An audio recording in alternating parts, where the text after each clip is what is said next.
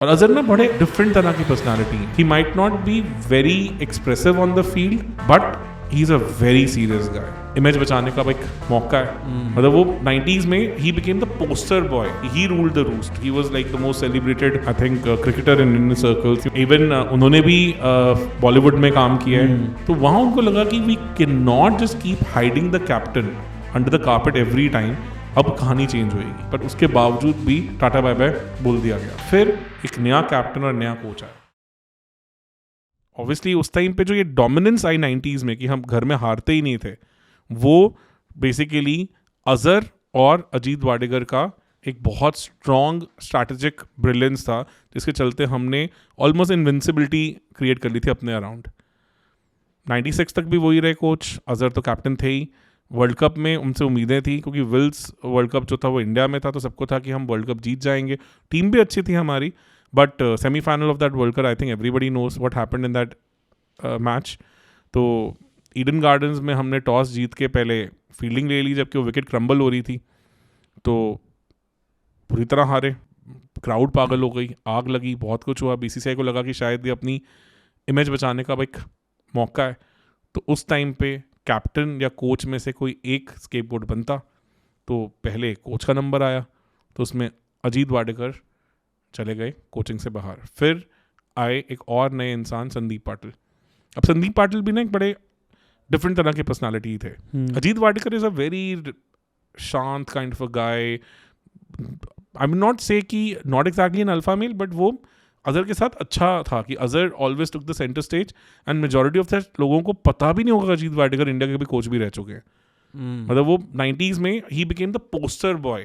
मतलब जो अजहर थे कि he ruled the roost. He was like the most celebrated I think cricketer in Indian circles. Even Sachin से भी बड़ा नाम था पहले. तो धीरे धीरे सचिन अभी आ रहे थे, the young upcoming star. But never ever Ajit Wadekar tried to take the centre stage.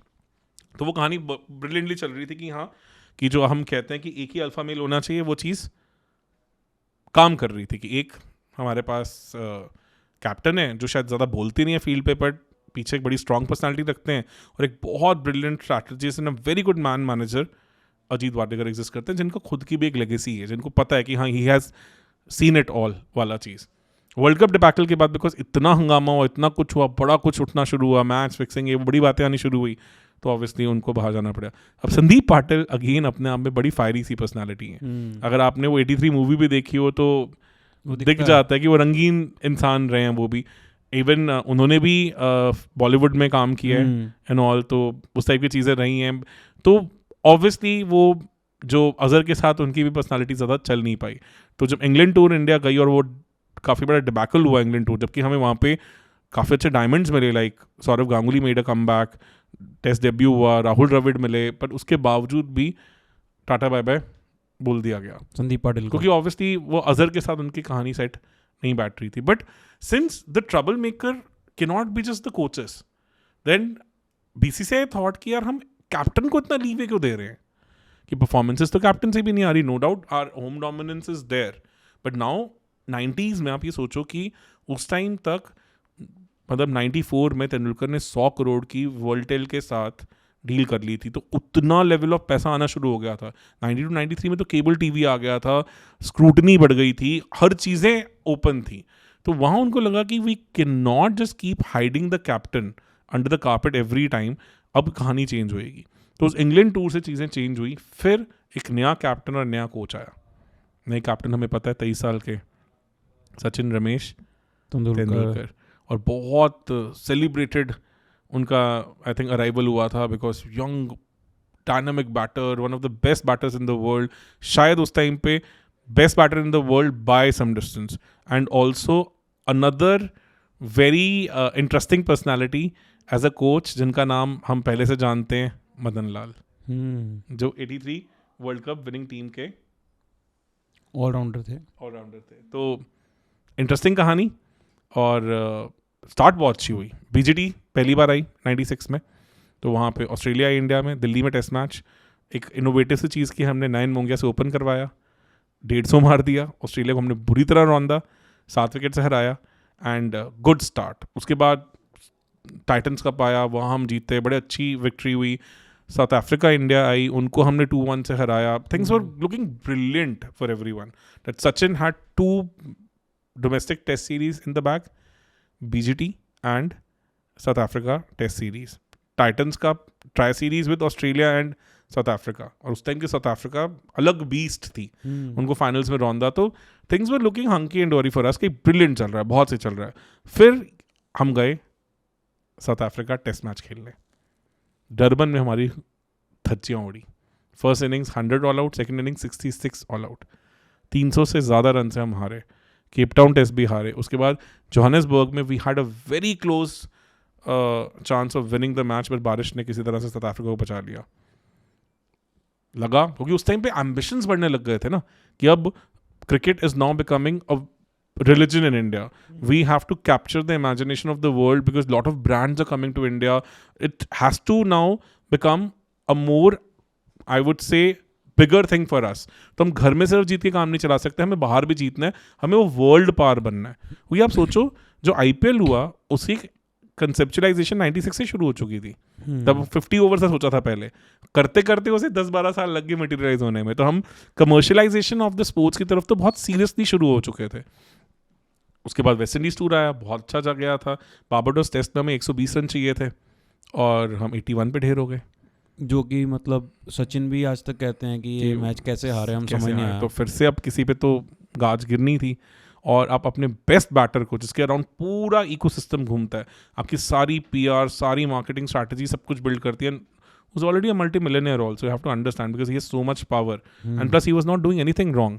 अब उसको तो नहीं सैक कर सकते, तो किसी को तो बाहर निकलना ही था. तो फिर कोच गए मदन लाल साहिब. तो उसके बाद फिर आए Anshuman Gaekwad. Very gullible kind of a person, very मतलब जब खेलते भी थे तो चश्मों के साथ, बाउंसरी भी खाई हैं चश्मों के साथ, हॉस्पिटल भी गए हैं. मतलब वो इंसान जो मतलब टफ बंदा, बट कभी अपना ऐसे कुछ नेगेटिव एक्सप्रेसिव चीज़ें नहीं करेगा. उनके साथ तेंदुलकर की जेलिंग बहुत ब्रिलियंट हुई. तो चीज़ें सही शुरू होनी लगी धीरे धीरे कि हाँ. बट सचिन की खुद की फॉर्म गिरी, मैच फिक्सिंग की कहानी चल रही थी.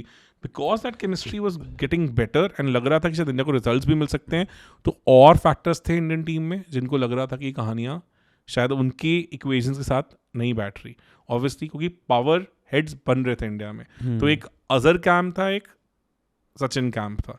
तो कोच और कैप्टन में अल्फा मेल वाली लड़ाई नहीं थी, बट कैप्टन और एक सीनियर प्लेयर के बीच में वो अल्फा मेल वाली लड़ाई थी, शुरू हो गई थी. और सचिन को वैसे ही डाउट था कि परफॉर्मेंसेस सही नहीं आ रहे हो. तो बाद में पता चला कि कहानी कुछ और है. मैच फिक्सिंग वाला एंगल तो बहुत बाद पता चला, पर सस्पेशन दिखने लग गया कि कुछ ना कुछ गड़बड़ तो है. तो अल्टीमेटली 97 एंड आता था, सचिन भी गिव अप कर गए, तो उन्होंने कैप्टनसी ही छोड़ दी. तो 98 में Azhar became the captain. Then Gaekwad तो वैसे से गलेबल से पर्सन थे, and Sachin started focusing on his game. He never became the part of that leadership group for that period. तो he was always like giving his best for the team. और फिर alpha male की कहानी कहाँ गई? अजहर भाई साहब, ठीक है ना, उनके पास चली गई और इंडिया ने फिर जीतना शुरू किया. पहले हम इंडिपेंडेंस कप जीते बांग्लादेश में, जिसमें बहुत प्यारा चेस फाइनल में हुआ 316 रन का, जिसमें खंडकर ने एंड में चौका मार के जिताया. हमने पहले भी अपने पॉडकास्ट में उसकी बात की. उसके बाद BGT हुई जहाँ ऑस्ट्रेलिया इंडिया आई, हमने उनको बुरी तरह रौंदा. फिर कोका कोला कप जहाँ पे सचिन की वो ट्विन 100, चीज़ें बढ़िया होनी शुरू हो गई. तो ऑब्वियसली फिर 98 के एंड में हम न्यूजीलैंड टूर गए. वहाँ थोड़ा काम ख़राब हुआ, बट एटलीस्ट हम वनडे सीरीज़ 2-2 करके वापस आए. 99 में पाकिस्तान आई, बढ़िया सीरीज़. फिर एशिया कप टेस्ट सीरीज़ हुआ, हम वहाँ पे हारे. तो सचिन को कि गायब हुए उसके बाद तो हमारी परफॉर्मेंस बहुत टिप, क्योंकि सचिन बैक इंजरी आई उनकी. तो एकदम क्लियरली दिखा कि ये शायद कैप्टन कोच केमिस्ट्री नहीं काम कर रही है, ये शायद सचिन की ब्रिलियंस है जो टीम को आगे खींच के लेके जा रही है. अनिल कुंबले की ब्रिलियंस है जो टीम को शायद होम मैचेस जितवा रही है. तो पहली बार वो डाउट्स उठने शुरू हुए. और जब वर्ल्ड कप का डिबैकल हुआ 99 का, फिर सबकी पेशेंस खत्म हो गई. तो सितंबर 2099 में finally we thought now we need to change everything. तो कैप्टन भी बदला और कोच भी बदला. पर अब फिर से प्रॉब्लम क्या हुई कि 2 अल्फा मेल्स फिर इकट्ठे हो गए, जिनका नाम था सचिन, रमेश तेंदुलकर एंड कपिल देव। और हम सबको पता है कि कपिल देव भी अपना बहुत स्ट्रांग ओपिनियन रखने वाले इंसान है और एक बहुत ओल्ड स्कूल थॉट प्रोसेस से भी आते थे। और ये ना पीरियड बहुत अलग था, पता है क्यों? 99 में ना the world cricket was moving in a very different direction, क्योंकि South African coach Bob Woolmer had revolutionised the way cricket is played. तो 99 वर्ल्ड कप मुझे अच्छे से याद है, मिड मैच के अंदर उनके कोचिंग के रिगार्डिंग उन्होंने टिप्स देने शुरू किए थे, ऐसी चीज़ें आती थी जिसमें बाकी सारे कैप्टन कोचेस इन्वॉल्व होते थे एंड बहुत ही ज़्यादा अहेड ऑफ इट्स टाइम बातें होती थी कि जहाँ डेटा की बातें हो रही हैं, सब हो रहा है। इंग्लैंड 99 में डंकन फ्लेचर को ले आए जो 83 में जिम्बाब्वे के कैप्टन थे, जो 175 वाली नॉक खेली थी कपिल ने उस टाइम पे। बहुत ब्रिलियंट डेटा ड्रिवन कोच जिन्होंने टेक्नोलॉजी इन सब चीज़ों को एम्ब्रेस किया, जोड़ा। वहाँ बुकनन आ गए थे ऑस्ट्रेलिया के पास। तो all these power houses of cricket were deep into data, bringing in some very amazing matchups, all those things. उससे फिटनेस पे काम हो रहा था, बायोमैकेनिक्स स्पोर्ट्स में आ चुकी थी और इंडिया अभी भी ट्रेडिशनल अप्रोच में फंसी हुई थी। मतलब जहाँ पे Kapil Dev used to believe कि यार 22 यार्ड डिसाइड करते हैं, ये चीज़ें तो मैटर ही नहीं करती, ठीक है। तो और वेरी स्ट्रॉन्ग पर्सनालिटी, यहाँ पे सचिन बहुत strong personality. India home series हुई न्यूजीलैंड से, हम वहाँ पे सिर्फ 1-0 से जीते, जबकि हमारी एक्सपेक्टेशन थी कि हम रौंद के जाते। और मोहाली में तो हम 83 ऑल आउट हुए फर्स्ट इनिंग्स में। अच्छा, तब भी वो टेस्ट मैच हम ड्रॉ कर गए थे और सीरीज 1-0 जीते। पर ऑस्ट्रेलिया जाके तो हमारे बिल्कुल धागे खुल गए, you can say. We badly lost in Australia, 3-0 test series हारे। एंड उसके बाद हम इवन जो उसके बाद CB सीरीज थे उसमें भी हम फाइनल तक भी नहीं पहुंच पाए। फिर वापस आए, जो घर में हम जीत रहे थे, कोई हमें आके नहीं हरा पाता था। ऑलमोस्ट डिकेड्स हो गए थे ऐसा, वहाँ भी हम हारे। 2000 में हम साउथ अफ्रीका से 2-0 टेस्ट सीरीज हार गए। वहाँ फिर सचिन को लगा बस अब मेरे बस का नहीं है captaincy, I need to step down, because कहानी सही नहीं चल रही अब। क्योंकि ऑब्वियसली वो पावर सेंटर्स तो नहीं थे, because Azhar was not in the scheme of things, but शायद कोच के साथ भी केमिस्ट्री सही नहीं चल रही थी। शायद हम मॉडर्नाइजेशन ऑफ द स्पोर्ट्स की तरफ भी नहीं जा रहे थे। हम बहुत आउटडेटेड टीम बन गए थे उस एरा में, जब matchups, technology, biomechanics, everything was kind of coming very deeply into cricket. मतलब the world was moving towards the next decade, हम शायद एक डिकेड पीछे थे।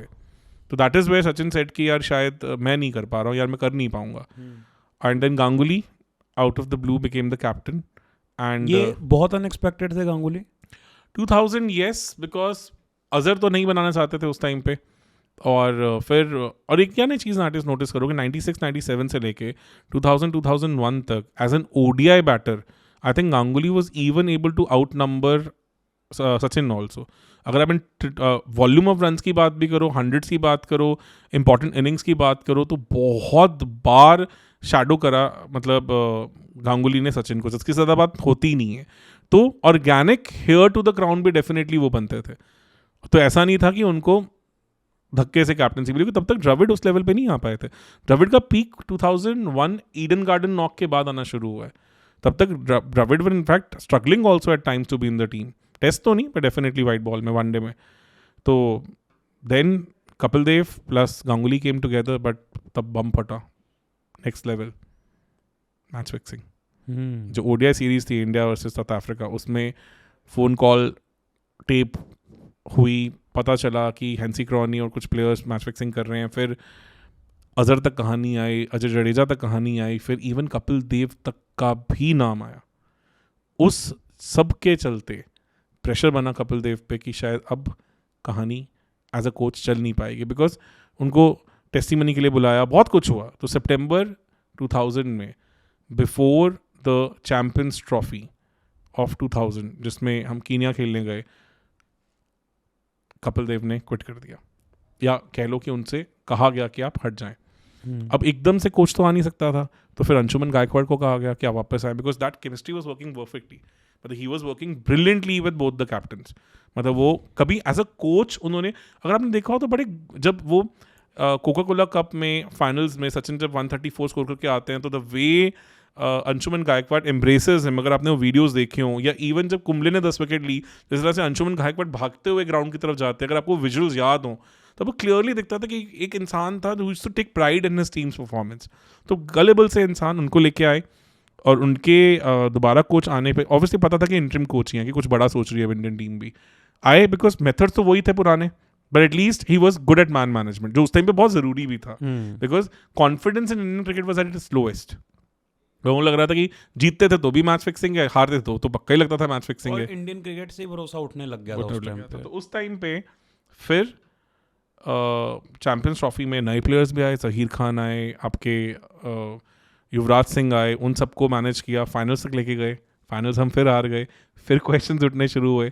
तो जब फाइनल्स चैंपियंस ट्रॉफी का हारे तो बीसीसीआई को लगा कि ये चीज़ें ना ख़राब हो सकती हैं। और उसके बाद कोका कोला कप भी था जिसमें श्रीलंका अगेंस्ट 54 ऑल आउट हो गए थे, मतलब 7 पे 30 रन देके 7 विकेट ली थी मुरलीधरन ने। ये वही टाइम, अब अगर अब मेरे को इक्वेट करना हो, मतलब अब मेरे को बता देना, आई कैन बी रॉन्ग, पर जैसे इस वक्त पाकिस्तान क्रिकेट टीम का जो हाल चल रहा है, क्या वो टाइम इंडिया के लिए था उस टाइम पे? यार थोड़ा डिफरेंट था, मतलब ऐसा नहीं था हमारा टैलेंट नहीं था, बट एक जो मार्केट वैल्यू थी ना, वो एज अ क्रिकेट जो एज अ प्रोडक्ट रखता था वो जीरो हो गया था।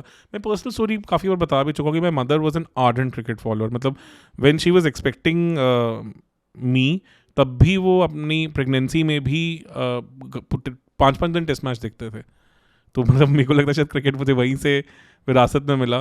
बट जब वो मैच फिक्सिंग स्कैंडल हुआ ना 2000 में, that was the last time she saw any live match, she completely quit cricket. उनके लिए WWE मोमेंट हो गया कि पता चल गया कि ये तो नकली है, तो देखना छोड़ दिया। उसके बाद तो ऐसा होता था कि मैं उनके रूम में जा रहा हूँ एंड वो कोई सीरियल देख रहे हैं, मम्मा 5 मिनट स्कोर देख लूँ, क्या फ़ायदा, सब तो फिक्स होता है। मतलब this is how she used to, जो somebody जिसने पूरे 5-5 दिन के टेस्ट मैच देखे हैं, उनके लिए 5 मिनट का स्कोर भी मेरा देखना बर्दाश्त नहीं होता था, चीज़ें इतनी ख़राब हुई। तो अंशुमन गायकवाड़ को भी फिर ऑब्वियसली इंटरिम कोच ही लग रहे थे, पर अब लगा इंडियन क्रिकेट को क्या करें। 2 प्रॉब्लम्स थी, एक हम उस एरा में ना लगातार फाइनल्स तक पहुंच रहे थे पर हार रहे थे।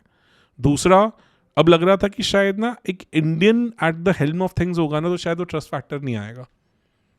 तो because obviously match fixing was such a big thing, तो ओवरऑलिंग की बहुत ज़रूरत थी, in terms of tactics also, in terms of professionalism also, and in terms of image building also. So that was the first time we started looking for a foreign coach. तो फिर उसमें आए John Wright, because man management skill बहुत अच्छे।